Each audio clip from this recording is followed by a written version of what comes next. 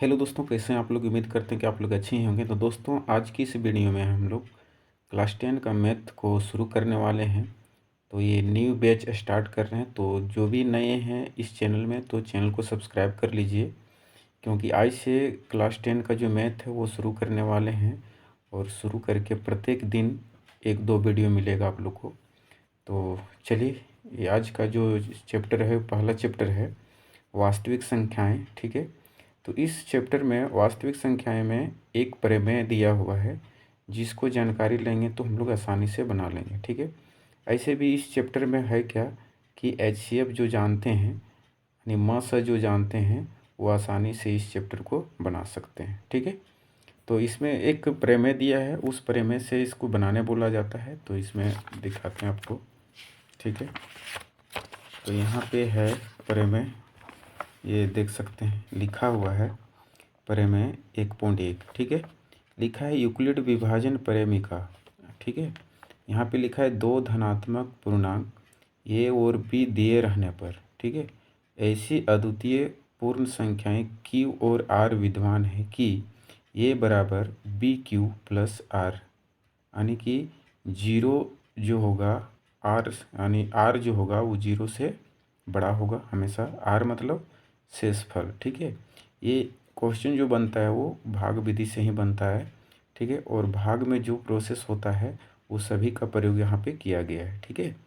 तो यहाँ पे ये जो जीरो है, वो आर जो है रिमाइंडर जो होता है, यानी शेषफल जो होता है, वो जीरो के बराबर या जीरो से बड़ा होगा। ठीक है।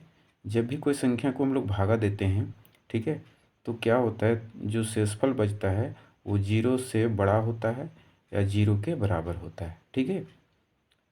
और बी बी मतलब जो भागफल आता है, ठीक है, वो हमेशा शेषफल से बड़ा होता है। ठीक है। तो ये चीज़ यहाँ पे लिखा हुआ है।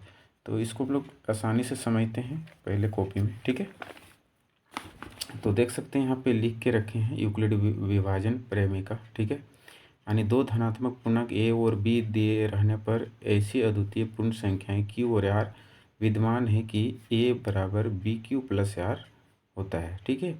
तो इस प्रकार से हम लोग इसको समझते हैं। जब हम लोग कोई संख्या को भागा देते हैं, ठीक है, तो यहाँ पे जैसे लिखते हैं क्या, जैसे कि यहाँ पे ये को हम लोग भागा दे रहे हैं बी से। ठीक है। इस तरह से। तो यहाँ पे बी से भागा दिए तो शेष यानी भागफल क्या आया, क्यू आया। ठीक है। और यहाँ पे जब इसको भागा देते हैं तो जो रिमाइंडर बचता है, यानी शेषफल बचता है, उसको आर लिखते हैं। ठीक है।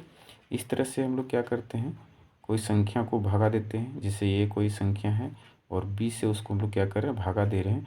तो क्यू उसका भागफल आ रहा है और इसका शेषफल आर आ रहा है। ठीक है। तो हम लोग बचपन से पढ़ते आ रहे हैं क्या चीज़, जो भाग को चेक करने का नियम है उसको हम लोग लिखते हैं। जैसे यहाँ पे लिखते हैं भाज्य बराबर। ठीक है। भाज्य बराबर होता है क्या है कि भागफल, यहाँ पे लिखते हैं भागफल गुना भाजक। ठीक है। क्या लिखते हैं, भाजक गुना भागफल, ऐसे भी लिख सकते हैं, या भागफल गुना भाजक जोड़ शेषफल। ठीक है। यहाँ पे ये चीज़ लिख सकते हैं। ठीक है। यानी पहले भाजक लिखना है, इसको इससे लिखना और इसको यहाँ पे लिखना है। ठीक है। कोई दिक्कत नहीं। तो देखिए भाज्य ये होता है। ठीक है। यानी इसको कहा जाता है भाज्य, यहाँ पे लिख सकते हैं। और इसको कहते हैं भागफल। ठीक है। भागफल ये होता है और ये होता है भाजक। ठीक है। भाजक, और ये होता है शेषफल। ठीक है। ये चीज़ याद रखिएगा, ये चीज़ है। तो इसी से क्या होता है, यूक्लिड विभाजन प्रमेय बनाया गया। ठीक है। अब देखिए यहाँ पे भाज्य मतलब ये बराबर लिखते हैं हम लोग।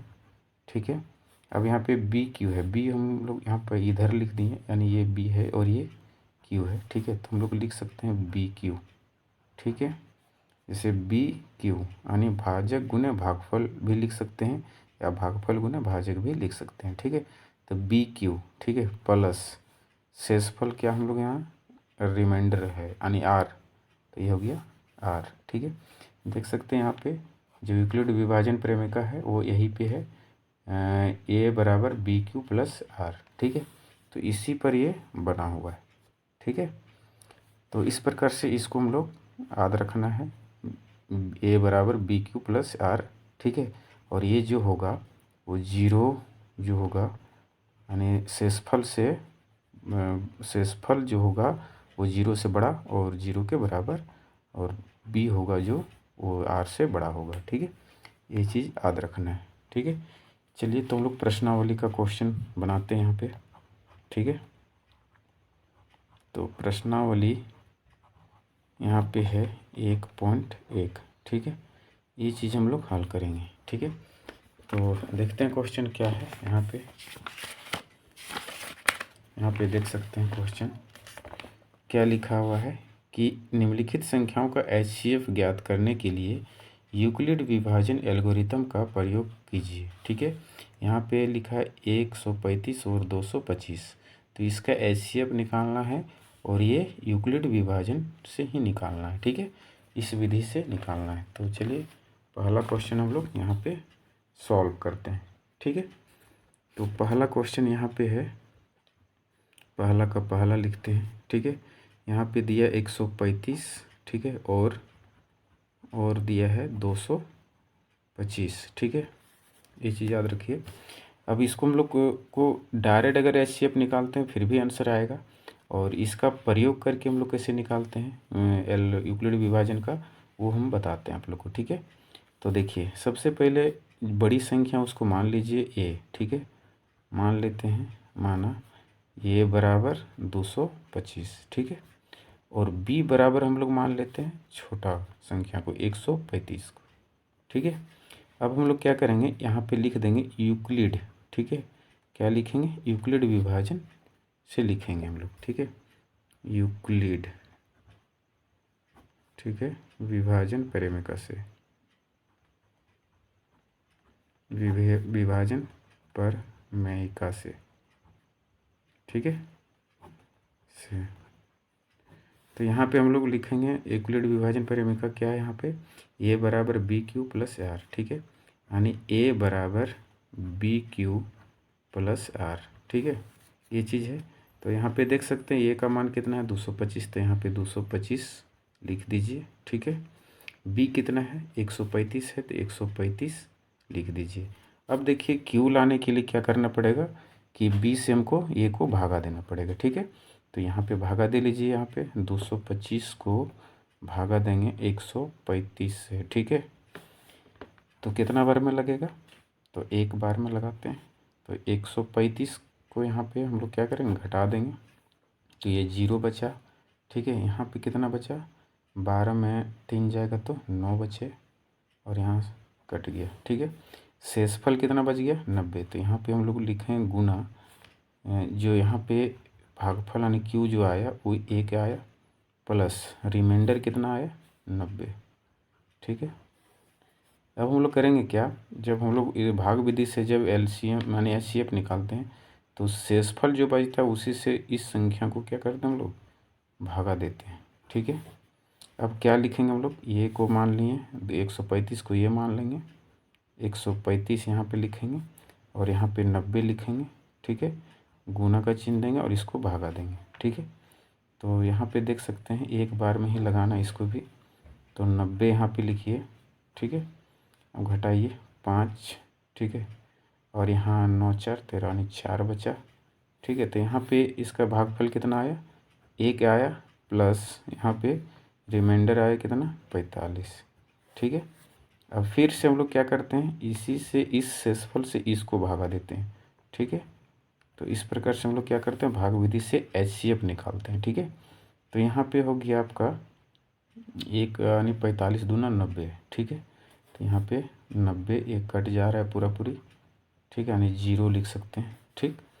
तो हम लोग अब क्या करेंगे कि इस 90 को यहाँ पे ए मान लिए हैं, देख सकते हैं यहाँ पे, तो 90 को यहाँ लिखिए, और यहाँ पे 45 है तो 45 लिखिए, गुना का चिन्ह 2 है क्यू का मान तो 2 लिखिए, प्लस रिमाइंडर यहाँ पे 0 आया तो यहाँ पे 0 हो गया, ठीक है। अतः जो HCF आएगा, ठीक है, अतः HCF बराबर इधर से 1 2 तीसरा नंबर में जो आएगा वही इसका HCF कहलाएगा, ठीक है। ऐसे भी कर सकते हैं, जिस संख्या से अंतिम बार में भागा पूरा पूरी कट जाए वो होता है क्या, HCF होता है। तो इस प्रकार से इसका राइट आंसर क्या हो जाएगा, 45 हो जाएगा। ठीक है, इस प्रकार से हम लोग पहला क्वेश्चन सॉल्व कर लिए। ठीक है, तो इस प्रकार से क्या किए, यूक्लिड विभाजन परिमेय का प्रयोग करके हम लोग इस तरह से बैठा दिए। ठीक है, ऐसे भी HCF इस तरह से डायरेक्ट निकलता है। ठीक है, चलिए उम्मीद करते हैं कि क्वेश्चन समझ में आ गया होगा। और नेक्स्ट क्वेश्चन को देखते हैं। अब नेक्स्ट प्रश्न इस प्रकार से है कि 196 और 38,220 इसको भागा देना है। ठीक है, तो यहाँ भी हम लोग उसी तरह यूक्लिड प्रयोग यूक्लिड का जो प्रमेय है उसका प्रयोग करेंगे हम लोग। ठीक है, तो यहाँ पे हम लोग लिखते हैं हल और मान लेते हैं इसको बड़ा संख्या को ये। ठीक है, ये बराबर हो जाएगा 38,220। ठीक है, और b बराबर हो जाएगा 196। ठीक है, तो यूक्लिड यहाँ पे लिख लीजिए, जिसका प्रयोग कर रहे हैं वो हम लोग लिख लेंगे, यूक्लिड विभाजन प्रमेयिका से। ठीक है, प्रमेयिका से। ठीक है, ये चीज़ लिख दिए। अब हम लोग यहाँ पे बैठाते हैं, पहले लिख लेते हैं ये बराबर BQ प्लस R, ये चीज़ होता है। ठीक है, जो प्रमेय है वो लिख लिए। ठीक है, अब हम लोग इसको बैठाते हैं, ये का मान क्या है 38,220 बराबर b का मान 196 है। ठीक है, गुना का चिन्ह, अब यहाँ पे खाली है तो इधर भागा दे लीजिए, यानी 38,220 को भागा देंगे हम लोग 195, कितना, सॉरी 196। ठीक है, तो यहाँ पे 196 लिख के भागा देंगे। ठीक है, अब देखिए यहाँ पे जब इसको भागा दीजिएगा तो 196, जो 196 है वो 195 बार में इसको भागा देते हैं। ठीक है, देखिए HCF निकालने के लिए एक ही बार में पूरे संख्या को लगाया जाता है भागा। ठीक है, तो हम लोग क्या करेंगे, पूरा 195 बार में ये लगता है। ऐसे भी भागा दीजिएगा तो 195 ही आएगा। ठीक है, थोड़ा थोड़ा करके भी भागा दीजिएगा तो 195 ही आएगा। ठीक है, ऐसे करते हैं हम लोग कि एक ही बार में इसको पूरा लिख देते हैं। जब 196 गुने 195 करेंगे तो ये संख्या आ जाएगा। ठीक है, तो यहाँ पे लिख देते हैं ये चीज़। अब यहाँ पे पूरे कट जाएगा, सब जीरो आ जाएगा। ठीक है, तो इस प्रकार से ये भागा लग गया पूरा पूरी, यानी 195 बार में ये कट गया और शेषफल बच गया इसका जीरो। ठीक है, तो ये एक लाइन में क्वेश्चन था, ये बन गया। तो अतः इसका HCF जो होगा, HCF जो हो जाएगा इसका, ठीक है 1 2 3, यानी इसका 196 ही इसका HCF राइट आंसर हो जाएगा। ठीक है, तो उम्मीद करते हैं ये भी क्वेश्चन आप लोग को समझ में आ गया होगा। अब तीसरा प्रश्न जो है वो भी हल कर लेते हैं हम लोग। ठीक है, तो तीसरा प्रश्न है 867 और यहाँ पे है 255। ठीक है, तो इसको भी हम लोग क्या करेंगे, उसी प्रकार से हल करेंगे जिस प्रकार से अभी हल किए हैं। ठीक है, तो इसको भी हम लोग क्या करेंगे, सबसे पहले मान लेंगे बड़ा संख्या को A, तो माना ये बराबर बड़ी संख्या को मानना। ठीक है, जैसे ये बड़ी है ये छोटा है, तो इसको हम लोग 867 मान लिए और B मान लिए हमको, ये 255 को B मान लेते हैं। ठीक है, अब हम लोग यूक्लिड का प्रयोग करेंगे, यूक्लिड विभाजन। तो यूक्लिड विभाजन यहाँ पे लिखते हैं, विभाजन प्रमेयिका से,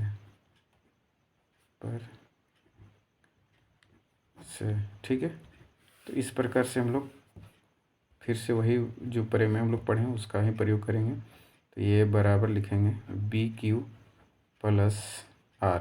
ठीक है, इस प्रकार से लिख दिए। अब ये का मान कितना है 867। ठीक है, बराबर B का मान 255। ठीक है, अब यहाँ पे दिया नहीं क्यों, तो यहाँ पे भागा लगाना पड़ेगा। ठीक है, तो 867 को हम लोग भागा देंगे 255 से। ठीक है, अब देखिए यहाँ पे इकाई अंक में कितना 8, यहाँ पे 2।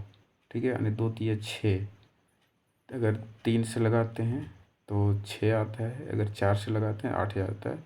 ऐसे भी ओवर आ जाएगा तो 3 से लगाइए इसको भागा, तो 3 बार में। तो यहाँ लिखिए 3 5 15 के 5, 3 5 15, 1 16 के 6, 3 दूना 6, 6 1 7। ठीक है, इतना आ गया।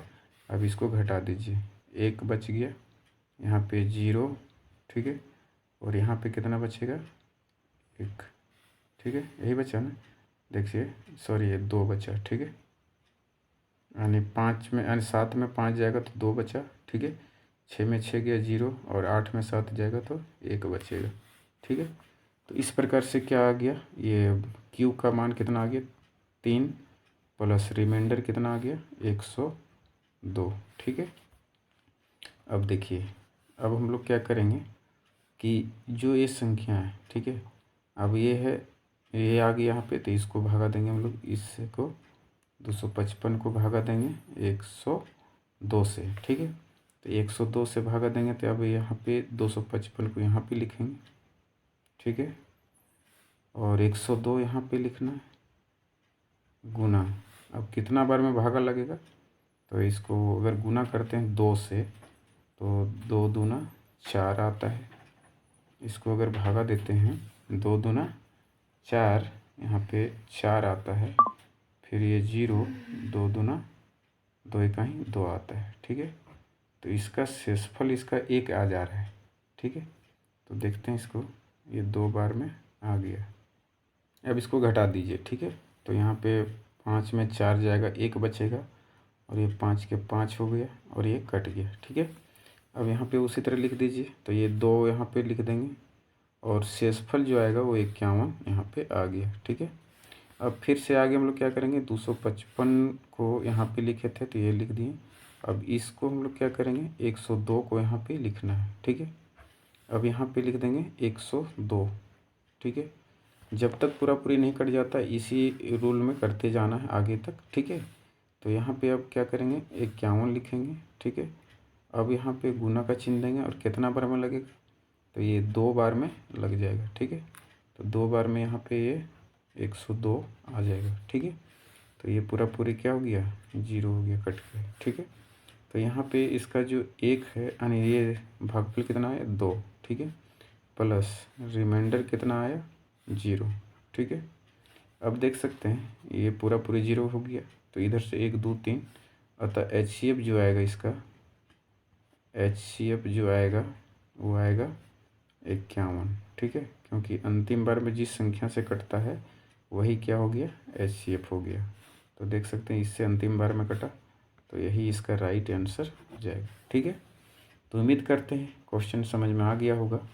तो ये पहला प्रश्न जो था, तीनों पॉइंट हम लोग आसानी से हल कर लिए। अब दूसरा प्रश्न को हम लोग हल करते हैं, ठीक है।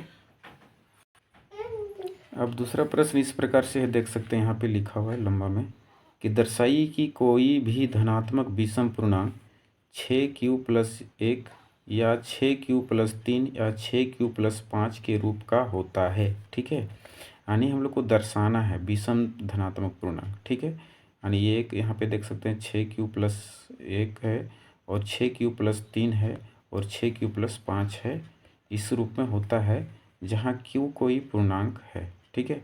तो यहाँ पे जो q है वहाँ पे कोई संख्या रहेगा, ठीक है। तो इसको यदि कोई भी एक संख्या को यदि हम लोग कोई भी एक धनात्मक संख्या को जब भागा देंगे तो इस रूप का होता है, यानी जो विषम संख्या होगा उसको भागा देने पे इस रूप का हो सकता है, ये या ये या ये, ठीक है।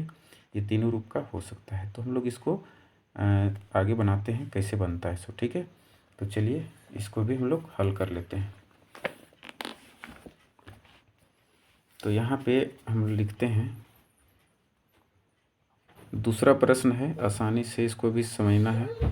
थोड़ा वीडियो लंबा जा रहा है, लेकिन आज ये लास्ट क्वेश्चन बताने वाले हैं, तो इसको भी हम लोग क्या करेंगे, सबसे पहले जो संख्या को निकालने बोल रहा है उसको मान लेते हैं। तो मान लेते हैं, माना ये को मान लिए, माना ये एक, ऐसे लिखते हैं, एक विषम, क्या लिख दिए, विषम धनात्मक, ठीक है।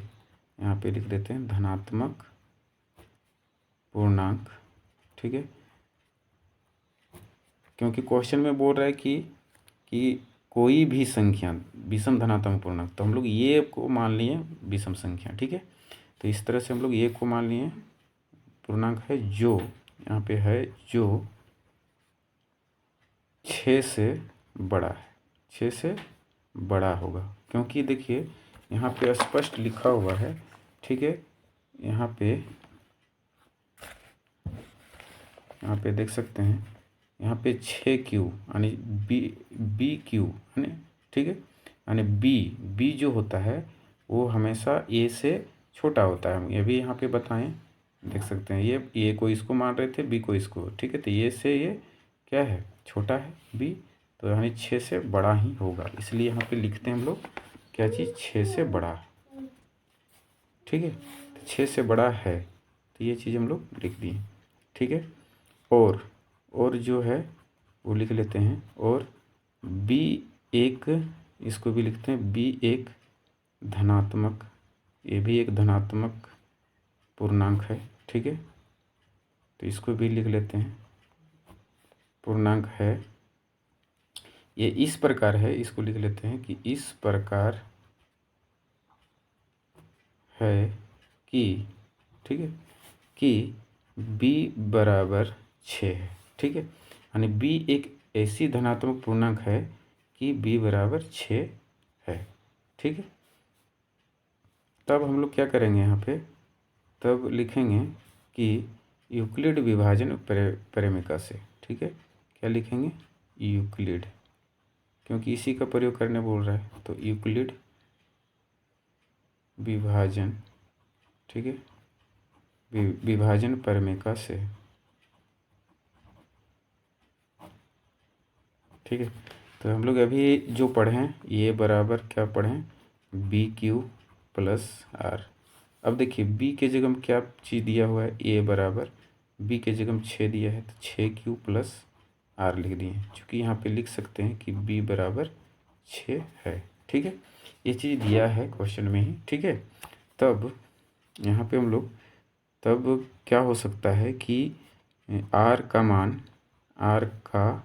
मान हम लोग लिख सकते हैं, r का मान 6 से कम होगा, ठीक है, कम होगा, क्योंकि जो भाजक होता है वो त्रिज्या यानी r शेषफल से हमेशा बड़ा होता है, ठीक है।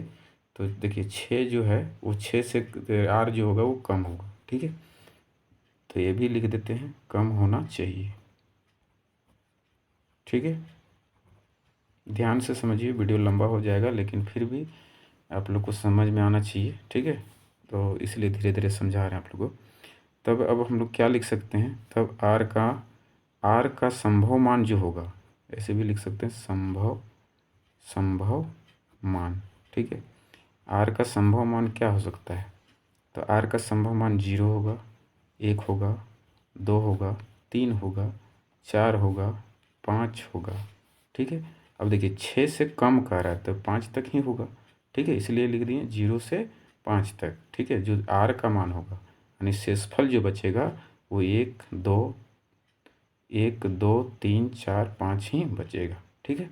तो इस तरह से हम लोग को दिखाना था आगे इसको। तब अब हम लोग क्या लिखेंगे, तब a का मान हम लोग क्या लिख लेंगे, तब a का मान, तब a बराबर, ठीक है, a बराबर लिख सकते हैं 6Q प्लस r के जगह हम क्या लिखेंगे 0, 6Q प्लस 1 है तो 1 लिखेंगे, 6Q प्लस 2 लिखेंगे, 6Q प्लस 3 लिखेंगे, ठीक है, और 6Q प्लस 4 लिखेंगे, 6Q प्लस 5 लिखेंगे, ठीक है।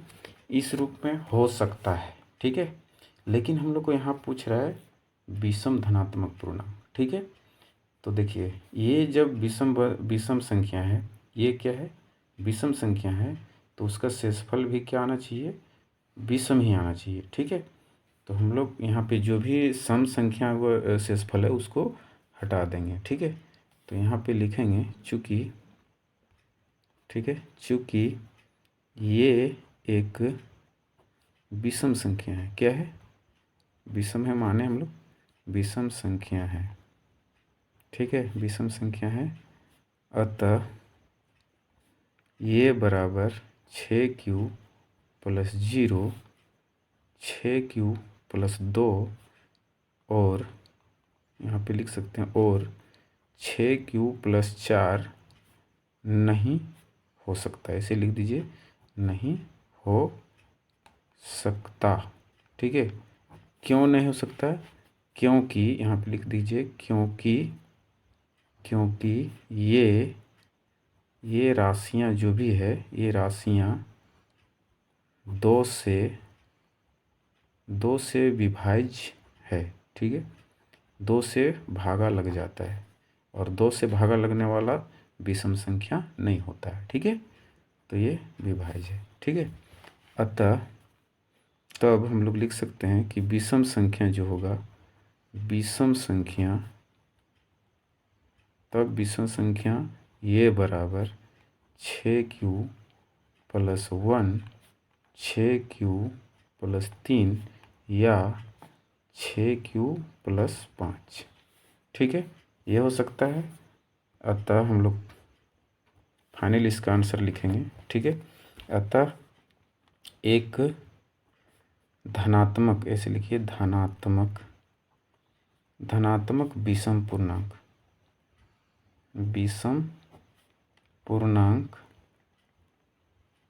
6q + 1, 6q + 3 या 6q + 5 के रूप का होता है। ठीक है, यही चीज़ दिखाने बोला था। ठीक है, होता है। तो इस प्रकार से हम लोग क्या किए, पूरा आसानी से इसको लिख लिए। देख सकते हैं यहाँ पे जो लिखा था वही करना था। देखिए, दर्शाइए कि कोई भी धनात्मक विषम पूर्णांक इतना रूप का होता है। ठीक है, यही चीज़ इस रूप का होता है, वो चीज़ दिखाने बोला इसमें, इसलिए हम लोग इस प्रकार से इसको लिख दिए। ठीक है, तो इसका यहीं पे इसका हम लोग दिखा दिए। ठीक है, तो उम्मीद करते हैं क्वेश्चन भी आप लोग को आसानी से समझ में आ गया होगा। इसको आप आसानी से कॉपी में लिख सकते हैं। तो इस प्रकार से हम कर दे रहे हैं। ठीक है, तो आज के इस वीडियो में इतना ही रखते हैं, क्योंकि वीडियो लंबा हो चुकी है। और अब हम लोग क्या करेंगे, तीसरा, चौथा, पांचवा जो क्वेश्चन है नेक्स्ट वीडियो में हम लोग कंप्लीट कर लेंगे। ठीक है, तो जैसा होगा उस प्रकार से आप लोग को छोटे छोटे वीडियो करके देते रहेंगे। तो चैनल में नए हैं तो चैनल को सब्सक्राइब करिए और बेल को आइकन को भी प्रेस कर लीजिए, और अपने दोस्तों के साथ भी शेयर करिए, क्योंकि न्यू बैच स्टार्ट हो चुकी है। ठीक है, चलिए नेक्स्ट वीडियो में मिलते हैं।